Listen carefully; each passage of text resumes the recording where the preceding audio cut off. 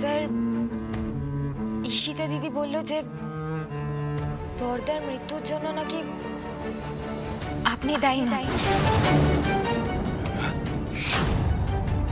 কি বলছো তুমি? হ্যাঁ স্যার, ঈশিতা দিদি এটাও বলল যে যেবার বর্দা মারা গিয়েছিলেন আর আপনি বক্সিং জগৎ থেকে বেরিয়ে আসতে বাধ্য হয়েছিলেন, সেইবার নাকি জামাইবাবু প্রচন্ড আনন্দ পেয়েছিলেন। আর জামাইবাবু নাকি এটাও বলেছিলেন যে এক ঢিলে দুই পাখি মারতে রুদ্ররূপ সান্যাল জানাল।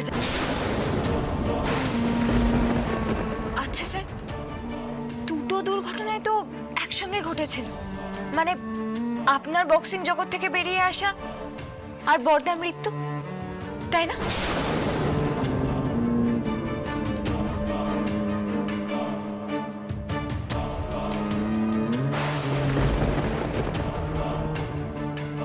কি হলো স্যার?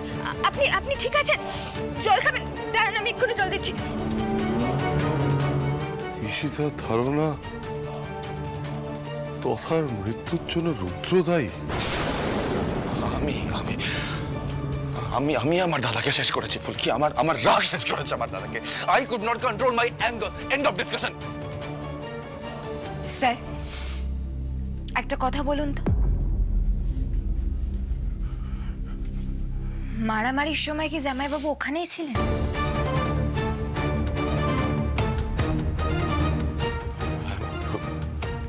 ছিল, রুদ্র ছিল তো। দাদা আমাকে সামলাচ্ছিল, রুদ্র দাদার পেছনে ছিল। ফুলকি যা হয়েছে আমার জন্য হয়েছে। সব দোষ রুদ্রের উপর চাপানো যায় না।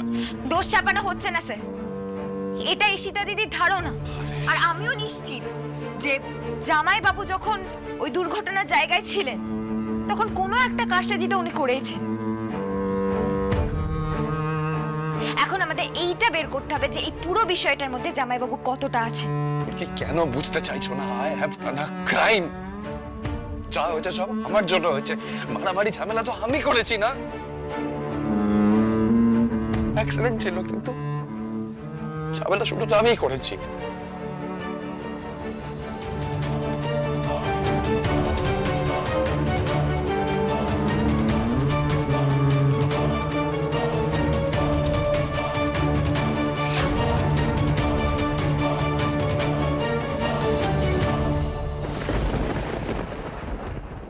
কি গো, তুমি এখানে দাঁড়িয়ে আছো কেন? হ্যাঁ, ঘরে চলো, ওষুধ খেতে হবে। কি হয়েছে? হ্যাঁ, মুখটা ওরকম শুকনো দেখাচ্ছে কেন?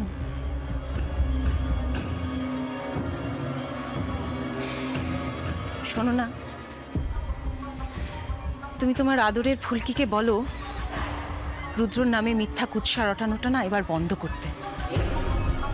তুমি জানো সংশোধনাগারে গিয়ে ও রুদ্রর নামে কি সব যাতা বলে এসেছে? আচ্ছা, ও কি করে জানছে বলো তো যে রুদ্র ঈশিতাকে মারতে চেয়েছিল? কি করে জানছে ও? এত অপমান করার সাহস ও পায় কোথা থেকে?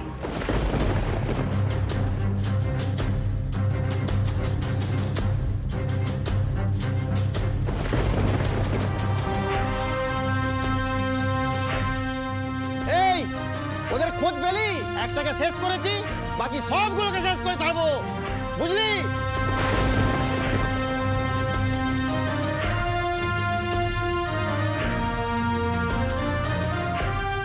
কি হলো তোমার? সব কথা শুনে খুব অস্থির লাগছে না? জানি সব ওই ফুলকির কীর্তি, সব। আমি রুদ্রর মধ্যেকার অপরাধ প্রবণতার কথা ভাবছি হৈমন্তী। ওর পরিচয় চেপে রেখে আমি ঠিক কাজ করিনি, কিন্তু কি করে বলতাম সবাইকে? হৈমন্তী তো এটা শুনে সব থেকে বড় আঘাত পাবে।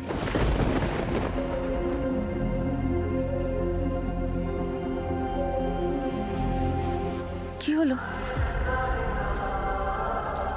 মাস্টারমশাই? আশ্চর্য লোক তো।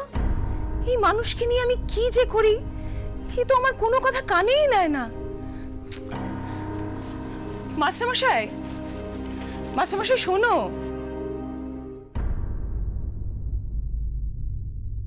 ফুলকি তুমি বাড়ির কাউকে আর এখন এই কথাটা বলতে চেও না। তুমি ভালো করেছো সবার সামনে না বলে আমাকে আলাদা করে বলেছো। আসলে কি বলতো ফুলকি, সত্যি মিথ্যে জানি না তো, কিন্তু তাও এখন এই কথাটা নতুন করে জেঠিমণি আর সহ্য করতে পারবে না। এত বছর ধরে দাদা অ্যাক্সিডেন্টে চলে গেছে, আমার ভুলে, আমার ধাক্কায়। দাদা এত বছর ধরে এতেই সবাই অভ্যস্ত হয়ে গেছে। এখন এই চকটা জেঠুমণি আর বের করতে পারবে না। আর জেঠিমণি রুদ্রকে খুব ভালোবাসে ফুলকি। আমি জেঠিমণিকে এই কষ্টটা দিতে পারবো না। আমি জেঠিমণিকে খুব ভালোবাসি। আমার দৃঢ় বিশ্বাস ফুলকি এখানে কোথাও একটা ভুল হচ্ছে। রুদ্র কোনোভাবে দাদার মৃত্যুর সঙ্গে ইনভলভ থাকতে পারে না। আর আমার বক্সিং থেকে বেরিয়ে আসা সেটা আমার অসাবধানতার জন্য। আর যাই হোক, সেটা একটা ক্যারিয়ারের বিষয়, জীবন মরণের প্রশ্ন নয়। রুদ্র কখনো দাদাকে আমার এবার তুমি এই কথাটা বাড়ি কাউকে বলবে না, বুঝলে? কেন বলবো না স্যার? আপনি সারা জীবন কেন মিথ্যে বদনাম নিয়ে বেরোবেন? কোনো মিথ্যে বদনাম নয় ফুলকি। আমি মারামারি করেছি, ঝামেলা অশান্তি করেছি। দাদা আমাকে আটকাতে গিয়েছিল, আমি দাদাকে ধাক্কা দিয়েছি, দাদা পড়ে গেছে ছাদ থেকে, হয়ে গেছে। স্যার, আমি তো জানি আপনি কত কষ্ট পান বর্দার মৃত্যুর কথা ভেবে। নিজেকে দোষ দেন। জেঠিমা প্রায় রোজই আপনাকে কথা শোনায়, কিন্তু কিন্তু আমার মন বলছে স্যার, সবাই সত্যিটা জানেই না। अभी मुझ में कहीं बाकी थोड़ी सी है जिंदगी। না স্যার, না, আপনি আমাকে বাধা দেবেন না। আমি সবার সামনে প্রমাণ করে দেব যে আপনি বর্দার মৃত্যুর বিষয়ে নির্দোষ। মা কালী সত্যিটা প্রকাশ করবে। আর ঈশিতা দিদি কেন শুধু শুধু মিথ্যে কথা বলবে? ওর তো জীবনে আর পাওয়ার কিছুই নেই। বাবা, ঈশিতা তো শিওর হয়ে কিছু বলেনি, একটা ধারণা শেয়ার করেছে। ফুলকি, বি প্র্যাকটিক্যাল। ঈশিতার এখন রুদ্রর উপর চড়ে থাকাটা খুব স্বাভাবিক। ওর মনে হয়েছে ও বলেছে, ব্যাস। আর তখন ওই সময় দাদাকে রুদ্র কেন মারবে? রুদ্র তখন অতটা পলিটিক্যালি অ্যাক্টিভও ছিল না। আর দাদাকে মেরে ওর কি স্বার্থ সিদ্ধি হবে? রুদ্র জাত অপরাধীর নয় ফুলকি। পরিস্থিতি ওকে পাল্টে দিয়েছে, ক্ষমতার লোভেও হয়ে গেছে এখন স্বার্থপর। কিন্তু এটা আমার ভালো লাগছে না এখন এসব কথাবার্তা করতে। ঘুম পাচ্ছে আমার, তো শুয়ে পড়ি। আপনি যতই বলুন স্যার, ঈশিতা দিদির কথাটাই ঠিক। আপনার বক্সিং দুনিয়া থেকে বিদায় নেওয়া, বর্দার মৃত্যু, দুটোর পেছনেই জামাইবাবু ছিলেন। মা কালী, আমি কি কিছু ভুল ভাবছি? শুধু প্রমাণ করতে হবে এটা।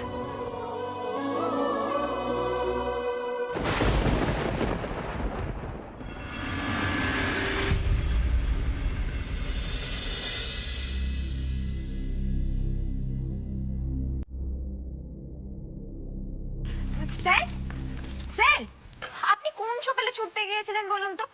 আপনি আমাকে পর্যন্ত ডাকেননি। আমিও তো যেতাম আপনার সঙ্গে।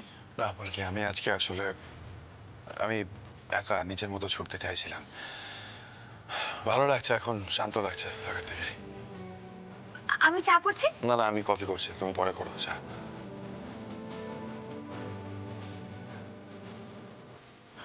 স্যার যতই বলুক যে স্যারের মন হালকা হয়ে গেছে, শান্ত হয়েছে, এখনো স্যার অস্থির হয়ে আছে। মা কালী, কতদিন ধরে এত বড় একটা বোঝা স্যারের কাঁধে ছিল, আজ হঠাৎ করে ঈশিতা দিদির কথা শুনে স্যার তো অস্থির হবেনি। না না পুলকি দাস, তোকে কিছু একটা করতে হবে।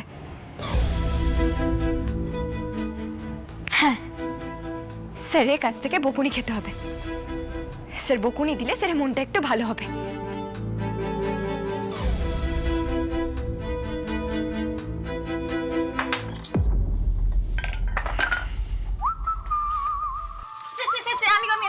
আরে কি করছোটা কি?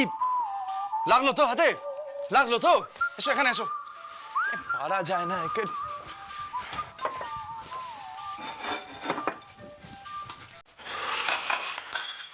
একটা কাজ করতে গিয়ে বলে বলে ক্লান্ত হয়ে যাচ্ছে আমি। নাও হাত ঢোকাও এখানে, হাতটা ঢোকাও। নাও।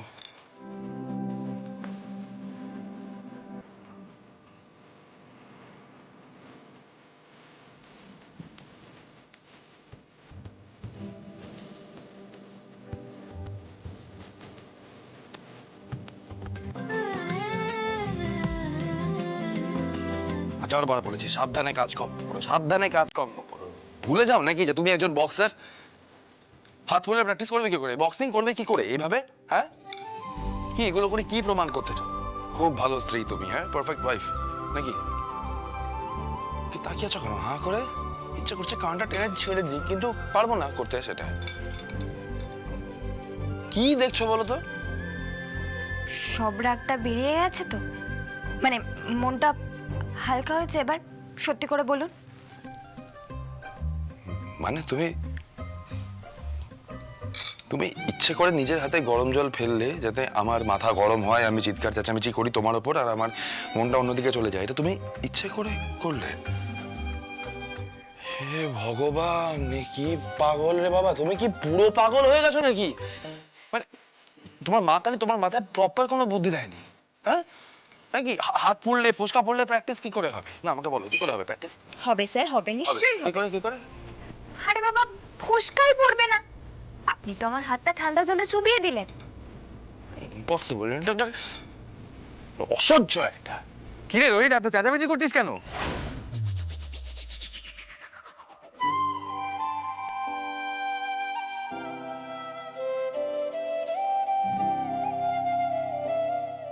বাবা, তুই সকাল সকাল সেজে গুজে কোথায় চললি?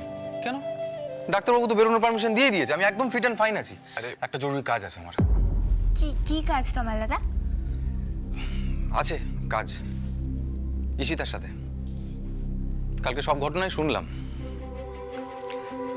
আমাকে একবার ঈশিতার সাথে দেখা করতে হবে। ঈশিতার সঙ্গে দেখা কেন কমাল? রোহিত, আমাকে ঈশিতার সাথে দেখা করতেই হবে। কিন্তু কেন? দেখ, আমার জীবনটা তো এরকম ভাবে থেমে থাকতে পারে না। সবার জীবন কি সুন্দর ভালোভাবে এগিয়ে যাচ্ছে, আমি কেন থেমে থাকবো বলতো? আমি এক জায়গায় থেমে থাকতে চাই না। ঝিনুক আমাকে এই কথাটা খুব ভালো করে বুঝিয়েছেন। আর এগোতে হলো তো অতীতকে পেছনে ফেলে দিয়ে আসতে হয়, তাই না? ঠিক তুই যেমন শালিনী মিত্রকে পেছনে সরিয়ে দিয়েছিস। তোমাল একদম ঠিকই বলছে। ওর একবার ঈশিতার সঙ্গে দেখা করার প্রয়োজন আছে। তুমি কি ডিভোর্সের কথা ভাবছো তোমার? দেখি, ঈশিতার সাথে কথা বলাটা তো আগে দরকার। একা একা কেন যাবে তমাল দাদা? আমরাও যাব তোমার সঙ্গে। না ফুলকি, কেউ না। অংশুদা থানায় যাবে, আমাকে ড্রপ করে দেবে। আমি অংশুদাকে ফোন করে রেখেছিলাম আজকে সকালে। চলো অংশুদা, চলো। তোমরা তমালকে নিয়ে কেউ টেনশন করো না, ও দেখাশোনার লোক আছে। চলো তোমার।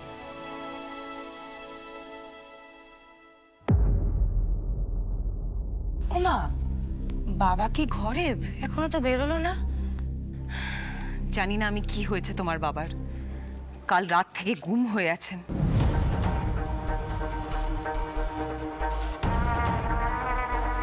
আর তোমরা তো রুদ্রকে একটা আস্ত শয়তান প্রমাণ করার জন্য একেবারে উঠে পড়ে লেগেছো। ক্ষান্ত দাও এবার। এইসব দেখে শুনে মাস্টারমশাইয়ের শরীর খারাপ হয়ে যাচ্ছে, কথাটা মাথায় রাখো।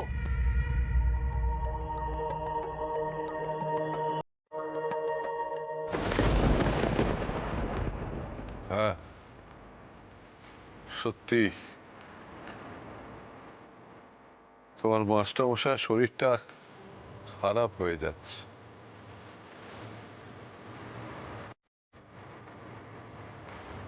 আমি আর নিজেকে ক্ষমা করতে পারছি না। আমাদের সকলকে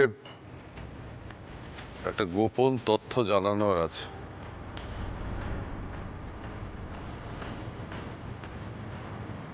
এটা আমি এতদিন আমার বুকের মধ্যে চেপে রেখে দিয়েছি।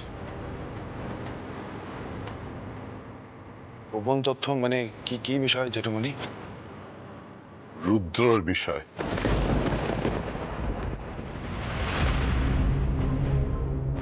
রুদ্রতার বিষয়ে গোপন তথ্য? কি বলছো বাবা? ঠিকই বলছি মা। রুদ্রের জন্ম পরিচয় আমি তোমাদের সকলের কাছ থেকে গোপন রেখেছি।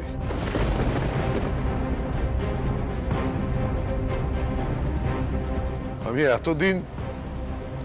এতদিন যে আদর্শ বিশ্বাস করে এসেছি, আজ মনে হচ্ছে আমার সেই আদর্শটা ভুল।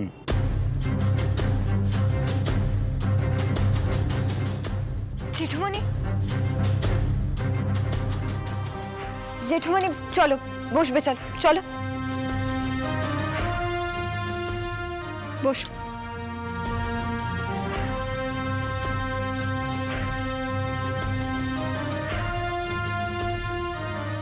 আজ থেকে বেশ অনেকগুলো বছর আগে হাকিমপুর আর আশেপাশের এলাকায় বীরু বাদশা বলে একজন নোটোরিয়াস ক্রিমিনাল ছিল, খুব বড় গুন্ডা। তার ভয়ে এলাকার মানুষজন তটস্থ হয়ে থাকত। এই বীরু বাদশার লোকেরা হাকিমপুরে কিছু মানুষকে মেরে ফেলে।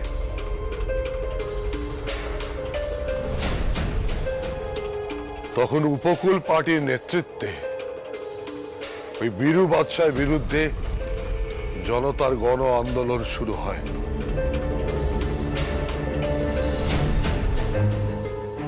ক্ষিপ্ত জনতা বীরু বাদশার বাড়িতে আগুন লাগিয়ে দেয়। আগুন, আমার তখন মনে হয় হ্যাঁ, বীরু বাদশা দোষী, অপরাধী।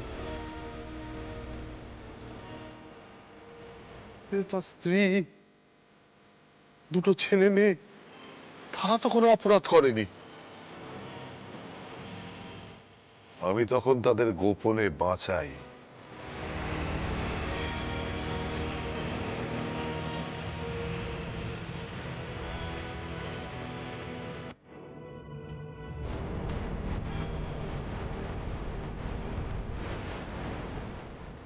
এই ওদের খোঁজ পেলি? একটাকে শেষ করেছি, বাকি সবগুলোকে শেষ করে ছাড়বো। আমি জীবনে কোনোদিন নিজে থেকে তোমার পরিচয় প্রকাশ করবো না বাবা। তুমিও কিন্তু পরিচয় দিও না, কথা বলো না বাবা। সেই ছেলেটা হলো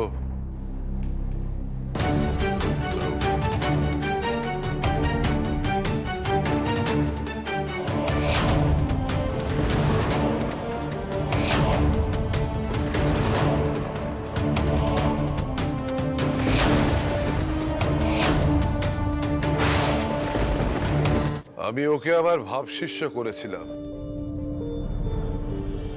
নিজের আদর্শে গড়ে তুলেছিলাম। কিন্তু আজ তো নিজের বিশ্বাসের উপরই ভরসা রাখতে পারছি না রে।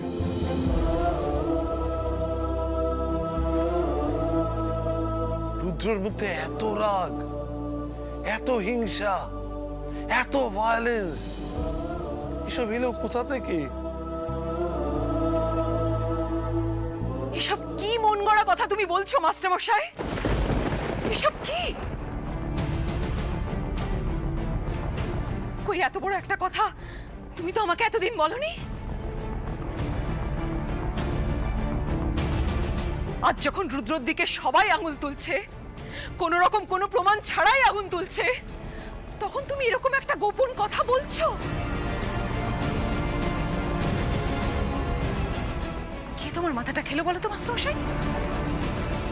কে তোমার মাথাটা খেলো? কার কথায় হচ্ছে এসব?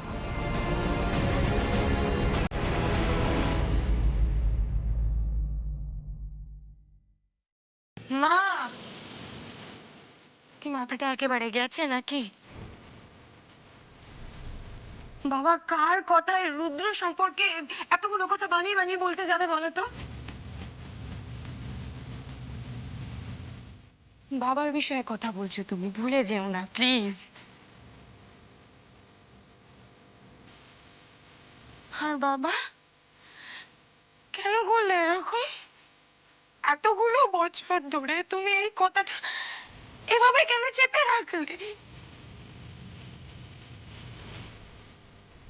নিজের মেয়েকে ওই রুদ্র হাতে তুমি তুলে দিলে।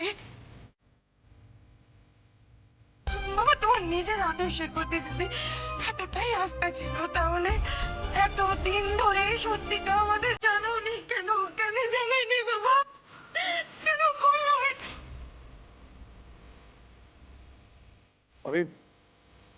আমি খুব কোন ঠাসা হয়ে যেতাম রে বা। দল আমায় ভুল বুঝতো, তোদের মা আমায় ভুল বুঝতো।